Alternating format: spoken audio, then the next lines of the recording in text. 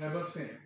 खैबर के अंदर तीरा है, तीरा के अंदर सारे ये ड्रग्स और सबका बहुत बड़ा बिजनेस है। 3-4 दिन पहले एक बहुत हाई ऑफिशियल ने एक बैकग्राउंड ब्रीफिंग दी, वहाँ पे भी मुनीब कम बार बार तीरा का और खैबर का जिक्र हो रहा था। तो ये कोइंसिडेंस नहीं है कि वहीं से और फौज में बड़ा कंसिडर्ड व्यू है कि उनसे यहाँ वहाँ पे ये भी सवाल हुआ कि जी जब आप बात करते हैं पॉलिटिकल पैटर्नेज की, तो क्या इसमें एक पॉलिटिकल पार्टी पे आप इल्जाम लगा रहे हैं कि डिफरेंट पार्टीज?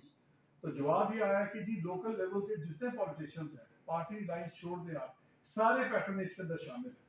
ये एक बड़ा स्वीपिंग और बड़ा स्ट्रॉन्ग व्यू पॉइंट है।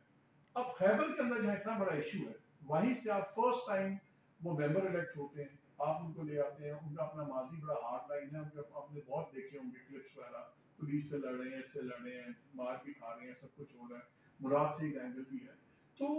मैसेज तो बड़ा क्लियर है खास साहब की तरफ से कि now it is clash, because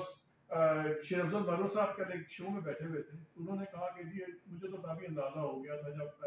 Gandapur साहब ने खान साहब को जाके जब शिकायत में गए अलीमा बीबी और ये कहा कि जी सारे खानदान वाले इंटरफेयर कर रहे हैं, तो कम अज कम 1.5 साल आपका बाहर आना मुश्किल है। तो शेर अफजल ने कहा कि तभी फैसला हो गया कि गंडापुर के जाने का फैसला हो गया। लेकिन कल सलमान अकरम वैसे साहब ने एक पॉइंट इंटरेस्टिंग बात की, जब सारी बातें उन्होंने कर ली